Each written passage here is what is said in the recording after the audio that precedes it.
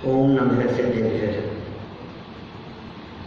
शत्र चूड़ामणि नामक यह ग्रंथ राजा सत्येंद्र विरक्त हो गए थे, वैरागी हो गए थे और दीक्षा उनके माध्यम से ली जा चुकी थी और दीक्षा लेते ही उनकी हत्या हो गई। और राजा सत्येंद्र स्वामी की हत्या के तुरंत बाद जगत जनों में जो चर्चा चलने लगी, वैराग्य की चर्चाएं, सो सब चर्चा कल हमने यहाँ देखी है। यहाँ कल राग संबंधी क्रूरता की बात कही थी। अब यहाँ भोग में आसक्त मनुष्य सूकर के समान है ऐसा कह रहे हैं, मतलब बहुत कैसे शब्दों के प्रयोग हैं। देखिए आप, स्त्री के भोग में आसक्त मनुष्य सूकर के समान, 93 पेज 73 नंबर का श्लोक।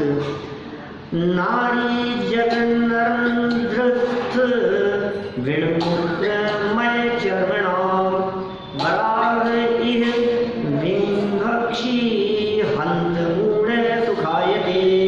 खेद है मूर्ख जन स्त्रियों की जंघाओं के छिद्र में स्थित मलमूत्र से भरे हुए चमड़े से विष्ठा खाने वाले सूकर की तरह सुखी होते हैं। वो जो सुअर विष्ठा सेवन करके जिस तरह से अपने आप को सुखी मानता है, ये जगत जनों की, ऐसे भोग में आसक्त लोगों की इस दशा का चित्रण यहाँ किया है। देखिए सरल अर्थ में क्या कहते हैं ये बात। विवेकी जन अर्थात विरक्त महापुरुष स्त्री लंपटी लोगों के संबंध में अतिशय खेद व्यक्त करते हैं। मूर्ख मनुष्य मलमूत्रादि से भरे हुए, यहाँ मलमूत्र बहते हैं, ऐसे स्त्री के गुप्तांग में विलास कर विष्ठा खाने वाले, विष्ठा लेट्रिन पॉटी खाने वाले सुअर के समान अपने को सुखी मानते हैं। विशेषार्थ में क्या लिखा, यहाँ कोई शंका कर सकता है कि आचार्यों ने नारी के प्रति ऐसी विभत्स और लज्जास्पद शब्दों का प्रयोग क्यों किया। समाधान, आचार्यों ने तो जैसा सत्य स्वरूप है वैसा ही तो कहा है, कुछ बड़ा चढ़ाकर नहीं कहा है। वस्तु स्थिति का सही निरूपण किया है। रागी जीव को यथार्थ निरूपण अच्छा नहीं लगे तो आचार्य श्री क्या करें। उन्होंने तो राग छुड़ाने के लिए इस प्रकार की बात कही, उन्होंने तो विरक्ति और वैराग्य के लिए इस प्रकार की बात कही। वे तो करुणा बुद्धि से अज्ञानी का कुल स्थान से जुड़ा हुआ अनुचित राग नष्ट हो, सब जीवों का कल्याण हो, इस मंगलमय भावना से लिखते हैं। हमें ग्रंथकार के अभिप्राय को समझने का प्रयास करना चाहिए। राजा सत्येंद्र जैसे कामंद लोग आज भी कुछ कम नहीं है। देखो फिर स्त्री सेवन से उत्पन्न सुख अविचारित रम्य, बिना विचार किए हुए रम्य लगता है, ऐसी बात ये यहाँ कह रहे हैं। किम कीदृशं कियत् क्वेति विचारे सति दुःसहम् अविचारित रम्यम ही रामा संपर्कजं सुखम। अविचारित रम्यम, ये भी एक बहुत सुंदर सूक्ति है, आपने पढ़ी पहले कभी। अविचारित रम्यम, बिना विचार किए हुए अच्छा लगता है। अविचारित रम्यम मतलब जैसे दूर के ढोल सुहावने। अविचारित रम्यम मतलब बिना विचार करे तो आपको लगता है बहुत अच्छा है, बहुत अच्छा है, और जैसे ही थोड़ा सा विचार करो तो आपको लगेगा खुदा पहाड़ निकली चुईया, चुईया भी नहीं निकली। क्या अविचारित रम्यम, बिना विचार किए हुए अच्छा लगे। नीतिकारों की बात कह रहे हैं यहाँ। स्त्री के संग से उत्पन्न सुख क्या है, कैसा है, कितना है, कहाँ है, ऐसा विचार करने पर दुस्सह हो जाता है। वह सुख निश्चय से बिना विचार के ही सुंदर प्रतीत होता है। थोड़ा भी विचार करे तो सच में यह सुख नहीं दुख है, ऐसी बात हमारे समझ में आएगी। देखिए स्त्री सेवन से उत्पन्न प्राप्त होने वाला सुख क्या है, कैसा है, कितना है, कितने काल तक टिकने वाला है, कहाँ अर्थात किस जगह है, इस प्रकार सोचने पर विचार करना दुस्सह हो जाता है। विचार ही नहीं कर पाते। हैगा आखिर सुख, भ्रमजनित सुख सुख दिखाई दे रहा है, वास्तव में तो सुख है ही नहीं। अतः स्त्री जन्य सुख वास्तविक विचार न करने पर ही सुखद भाषित होता है। ये सारी चर्चा राजा सत्येंद्र के संदर्भ में कही जा रही है, जो राजा सत्येंद्र ने अपने प्राण भी गंवाए और राज्य भी गंवाया, रानी के चक्कर में उलझकर, और जगत जन प्रजा के लोग इस प्रकार की बातें कर रहे हैं। इतना समझदार होकर के कहाँ फंस गया, कहाँ उलझ गया।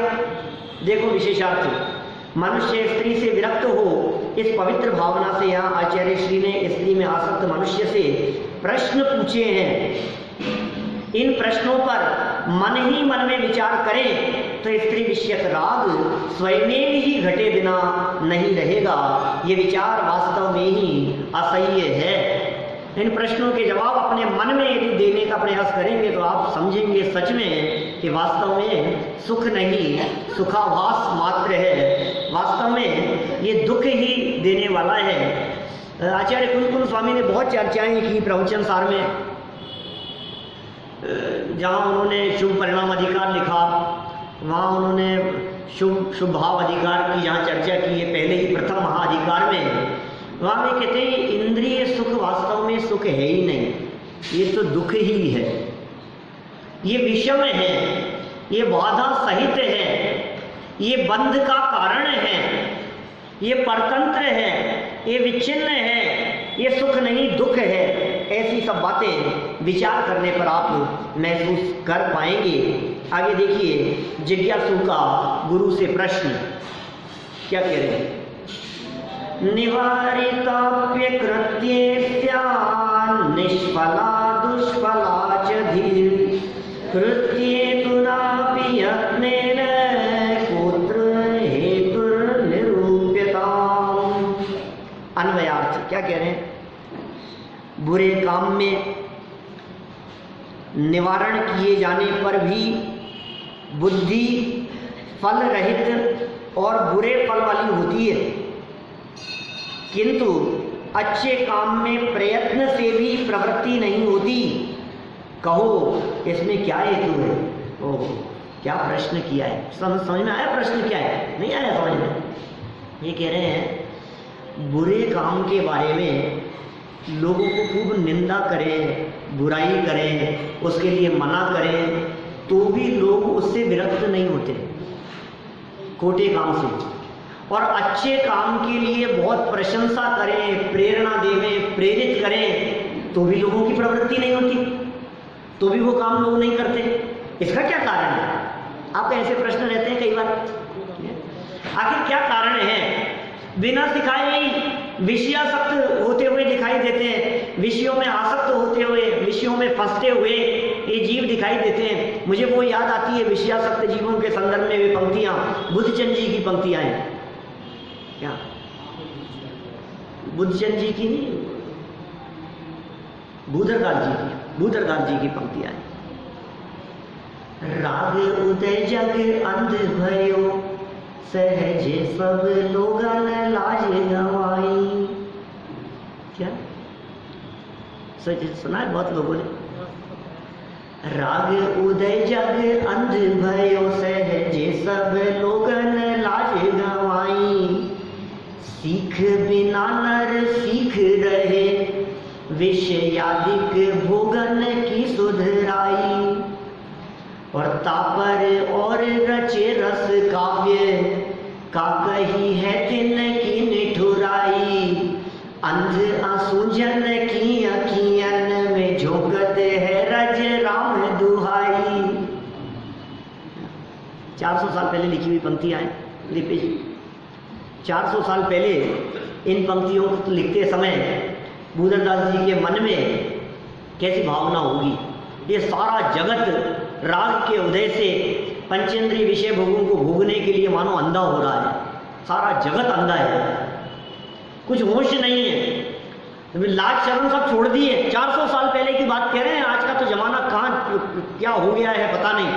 क्या आज के ज़माने में तो समझो आप, जो महिला संगीत जैसे होते हैं भरी सभा में आए दिन आते रहते हैं ऐसे मैसेज, वो दूल्हा दुल्हन नाचते हैं स्टेज पर चढ़ करके और सबके बीच में, मैंने वो सारी की सारी लाज शर्म और वो सब खो गई है, पूरे कुएं में ही भांग पड़ी है। क्या कहें, कुछ नहीं कह सकते हम आज की दशाओं के बारे में। आज की चलने वाली जो पिक्चरें हैं, जो टीवी सीरियल्स हैं, ये क्या दिखाते हैं। अब मतलब कितना परिवर्तन दिखता है आज के 40 साल पहले की मूवी और आज की मूवी। इन दोनों पिक्चरों में जमीन आसमान का अंतर दिखेगा आपको दिखाए जाने वाले दृश्यों में। तो आपको समय के अनुसार बदलने के लिए नहीं कहते? देखो क्या कह रहे हैं, समय के अनुसार बदलो, यही तो हम कह रहे हैं। अब बाल सफेद हो चले, अब भी नहीं बदलोगे क्या? समय के अनुसार बदलो क्या है? हम भी तो यही कह रहे हैं, अब इतना समय आ गया है, अब तो बदलो भाई साहब। समय इतना विकराल आ गया है कि घर से निकले और जीवित वापस लौट करके आ जाएं बिना दुर्घटना के। अब तो सब लोग समय के अनुसार बदलना चाहिए, अब तो वैराग्य आना चाहिए। देखा 40 साल पहले की मूवी और आज की मूवी का अंतर बतलाया मैंने। ये 400 साल पहले की बात लिखी है रागी जीवों के संबंध में। 400 साल पहले भी है ये, मतलब टीवी नहीं थी, पिक्चर नहीं थी, लेकिन सोच तो थी। विषय कषाय के परिणाम तो थे जगत के जीवों में, और नाटक तो चलते थे, रंगमंच तो चला करते थे, और राग रंग से भरी हुई विषय कषाय पोषक पंक्तियां तो लिखते थे कवि लोग, श्रृंगार रस की कविताएं। क्या हाँ सब होता था ना। तो उनको देख करके क्या लिखा उन्होंने, राग उदय जग अंध भयो सहजे सब लोगन लाज गवाई। सारे जगत अंधा हो गया है राग के उदय में और लाज शर्म खो बैठा है। राग उदय जग अंध भयो सहजे सब लोगन लाज गवाई, और सीख बिना नर सीख रहे। बिना सिखाए विषय भोगों को भोगने की कला सिखाने की जरूरत नहीं है, किसी को उपदेश देने की जरूरत नहीं है। सीख बिना नर सीख रहे विषयादिक भोगन की सुधराई। और अंतिम दो पंक्तियां क्या लिखते हैं वे, तापर और रचे रस काव्य। उन कवियों के संदर्भ में लिखा उन्होंने तो। सारा जगत अंधा है, सारा जगत विषय कषायों में फंसा है, डूबा है, मरे जा रहा है, लाज शर्म खो बैठा है, और उसके बावजूद भी इन कवियों को देखो, तापर और रचे रस काव्य का कही है दिन की निठुराई। अंधे लोग हैं, असूझन। पहले ही जगत के प्राणी अंधे हैं, जिनकी आंखों से कुछ सूझता नहीं है, और फिर ये क्या काम कर रहे हैं उनकी आंखों में, झोंकते है रज राम दुहाई। थोड़े बहुत अंधापन होने पर भी जो थोड़ा बहुत प्रकाश और झलक, थोड़ी बहुत ऐसा चिल्का दिखता है जिसके माध्यम से अपना काम कर सके, तुम उसमें भी धूल झोंकने का काम करते हो। ये कैसी दशा है। आज के समय में यदि वे लिखते तो शायद उनके पास में शब्द ही नहीं होते, हम क्या लिखें। ये कैसी दशा है, कैसी कैसी दशाएं आ गई है आए दिन। यद्यपि समाज सुधारक लोग इन दिशाओं में भी कलम चलाते हैं और लिखते हैं, और अनेक प्रसंगों पर आपको इस तरह के मैसेज भी सुनने पढ़ने देखने को मिलते हैं। प्री वेडिंग शूट के संबंध में भी एक बहुत सुंदर आलेख आया था, और बहुत सुंदर लिखते हैं लोग, आप क्या कर रहे हो, क्या हो रहा है। लेडी संगीत के नाम पर महीनों महीनों तक चलने वाली प्रैक्टिस, और अन्य मतावलंबी लोग आते हैं और वो आपको हाथ पकड़ करके आपके कमर घुमा करके आपको नचाते हैं, और क्या क्या हो रहा है ये सब, न मालूम क्या चल रहा है। चलो खैर जो भी है स्थिति, ये सब उसका निषेध करने के लिए कह रहे हैं यहाँ। अब देखो ये बात अच्छी बात कही जा रही है ना, लेकिन इस अच्छी बात का असर नहीं होता। सुनो ये लाइनें हैं यहाँ, ये जो वाजिब सिंह सूरी आचार्य कह रहे हैं, ये प्रश्न किया है, जिज्ञासु ने प्रश्न किया है। किससे? अपने गुरु से प्रश्न किया कि गुरुजी एक बात समझ में नहीं आती, आप इतनी अच्छी अच्छी बातें बतलाते हो और उसके बावजूद सुनने वाले लोगों को बार बार कहने पर भी सुनने के लिए लोग नहीं आते हैं क्या? और जो लोग इधर उधर की बातें करें और फंसाने वाले ठग लोग हों, उनको हजारों लोग मिल जाते हैं, लाखों लोग मिल जाते हैं। ये क्या चक्कर है? अच्छी बातों को लोग स्वीकार नहीं करते और खराब बातों को बिना समझाए बिना सिखाए लोग स्वीकार कर लेते हैं। आखिर कारण क्या है, ये बात इस श्लोक में कही गई है। चले क्या कह रहे हैं, किसी पाप कार्य में मेरी बुद्धि ना लगे, मन में ऐसा विचार करने पर भी बुद्धि असफल होती है। माने बुद्धि असफल हो जाती है, इसमें मेरा उपयोग नहीं लगे, लेकिन क्या करूं, बार बार विचार करने पर भी बुद्धि को कमजोर महसूस करता हूं, क्योंकि पाप की तरफ उपयोग चला जाता है। अर्थात पाप कार्यों में बुद्धि लग ही जाती है। क्या पाप कार्यों में बुद्धि लगी जाती है। 10 लक्षण पर्व आने वाले हैं, भाद्र मास तो चल ही रहा है, 16 कारण पर्व तो चल ही रहे हैं। कैसे बिताएंगे आप? एक मैसेज डाला था मैंने, जैन पाठशाला पिड़ावा की पंक्तियां कुछ, आप कैसे मनाएंगे?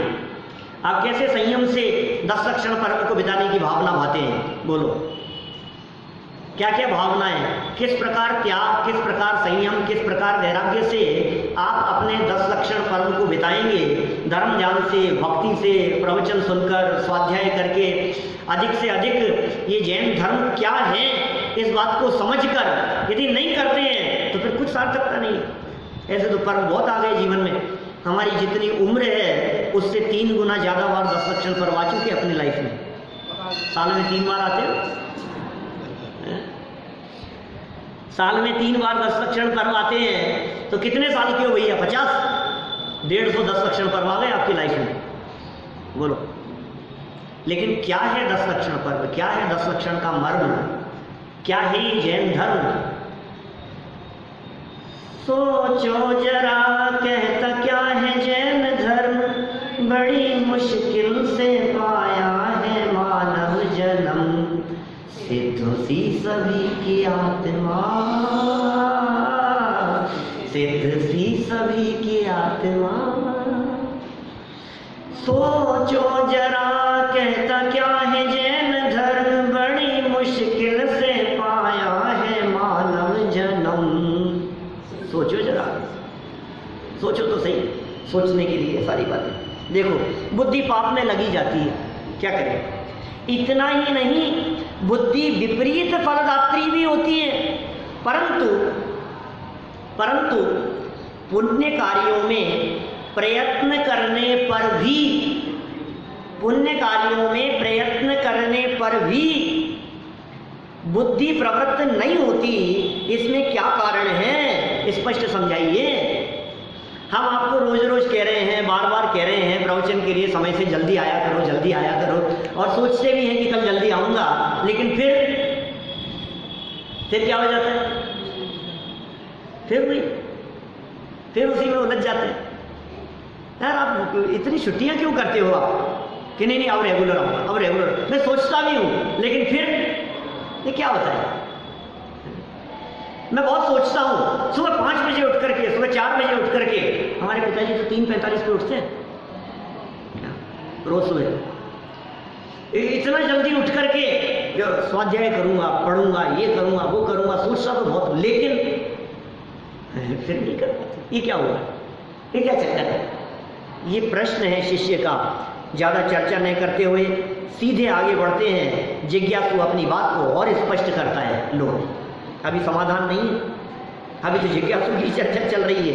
चलो पढ़ें, देखें क्या कहते हैं जिज्ञासु के माध्यम से। निश्चित्याप्यग्रहे त्वं दुश्चित्तानां निवारणे येनात्मन् निपुणो नास्ति तद्धि दुष्कर्म वैभवम्। हे आत्मन, बुरे मानसिक विचारों को पाप का कारण निश्चित करके भी जिस कारण से तू निवारण करने में समर्थ नहीं होता है, निश्चय से यह बुरे कर्मों का ही प्रभाव है। वो खुद ही कह रहा है। मैंने बार बार मैं सोच करके भी यदि मैं बुरे कर्मों से, खोटे कार्यों से विरक्त नहीं हो पा रहा हूँ, तो मुझे लगता है कि मेरे द्वारा किए गए ये खोटे कार्यों का ही यह प्रभाव लगता है। देखें जरा क्या कह रहे हैं, सरल अर्थ में क्या बात कही जा रही है। हे भगवान, मन में बुरे विचार उत्पन्न होना पाप का कारण है। पाप का कारण है बुरे विचार उत्पन्न होना। देखो कहीं भी आपने ध्यान दिया होगा, जहाँ भी चर्चा कर रहे हैं, ये प्रवृत्ति की तुलना में मानसिकता पर विशेष बल देते हैं। इसका मतलब शरीर की क्रिया और बाहर से होने वाली प्रवृत्ति वो सब जड़ की क्रिया है, उसका कर्ता धर्ता तू नहीं है, लेकिन उस प्रवृत्ति के साथ में चलने वाला जो परिणाम भाव है, उन भावों का कर्ता तू है, वो तेरा अपराध है। इसलिए भावों को संभालने की बात कहते हैं, अपने विचारों को संभालना, अपने भावों को संभालना। हे भगवान, मन में बुरे विचार उत्पन्न होना पाप का कारण है, ऐसा निर्णय होने पर भी जीव उनका निराकरण करने में समर्थ नहीं होता। ऐसा विचार करने पर भी ये पाप का कारण है, ये विचार नहीं आने चाहिए, ये खोटे भाव है, नहीं होना चाहिए ऐसा निर्णय होने पर भी बोलो चोरी का भाव आ जाता है, कुशील का भाव आ जाता है, हिंसा का भाव आ जाता है। ये मर क्यों नहीं जाता? मारने का भाव आ जाता है। ये मच्छर खत्म कर देने चाहिए। ये क्या करती है? ये नगर निगम कुछ करती नहीं। कितने मच्छर हो रहे हैं, पूरे नगर के मच्छरों को मारने का ठेका इसने ले रखा है। ये कैसे कैसे परिणाम कर लेता है। सब खत्म हो जाने चाहिए, मारेगा एक भी मच्छर नहीं। क्या भाव ऐसा करना है, खत्म कर देना चाहिए सब, कुछ तो करना चाहिए इनको। कितने मच्छर, कितनी बीमारियां फैल रही है। अरे भैया तू क्यों खोटे भाव कर रहा है, कसाईयों जैसे भाव क्यों कर रहा है तू? ये हिंसक परिणाम क्यों आ रहे हैं? ये हिंसक परिणाम निश्चित रूप से हमारे लिए अशुभ का संकेत देने वाले हैं। ऐसा विचार करके अशुभ भावों से, पाप भावों से विरक्त होने का प्रयास किया जाना चाहिए। शिक्षा है, ऐसा निर्णय है कि नहीं आपको? बोलो क्या कहना है? निर्णय है ना हमारे को, पक्का निर्णय है साहब, पक्का भरोसा है। सही कह रहे हैं आप। बहुत बार ऐसा होता है, हमारे मन में ऐसा भाव आता है, ये ऐसा नहीं होना चाहिए, ये गलत काम है, मैं हरगिज नहीं करने दूंगा, ये काम तो हरगिज नहीं होगा। और फिर पता नहीं क्या हो जाता है कि खुद ही उस काम को करने के लिए पड़ जाता है। ये क्या होगा? ऐसा नहीं होना चाहिए, ऐसा होना चाहिए। ये कह रहे हैं ऐसा निर्णय होने पर भी जीव उनका निराकरण करने में समर्थ नहीं होता। मैं तो निश्चय से इसका कारण दुष्कर्मों का प्रभाव ही मानता हूँ, अर्थात कर्म ही बलवान है। ये शिष्य की जिज्ञासा है, ये जिज्ञासु का प्रश्न है कि मुझे तो ऐसा लगता है कि ये कर्म ही बलवान है, ये कर्म बहुत पावरफुल है, ये कर्म बहुत ताकतवर है, मेरे नहीं चाहते हुए भी मेरे द्वारा ये काम इन कर्मों ने करा दिया है। जवाब तो गुरु देंगे। अभी तो जिज्ञासु अनेक तर्क प्रस्तुत कर रहा है कर्म के बलवान पने के संदर्भ में। बलवान कर्म है या बलवान आत्मा है, कैसा स्वरूप है, इसके संदर्भ में भी आपको जानना हो तो कल ठीक 9:15 बजे चर्चा को प्रारंभ करेंगे। आज पहले प्रवचन में थोड़ा मैंने समय ज़्यादा ले लिया था, इसलिए इस दूसरे प्रवचन को मैं थोड़ा कम कर रहा हूँ, जिससे कि आप लोगों को किसी को विलंब ना हो। यही काम।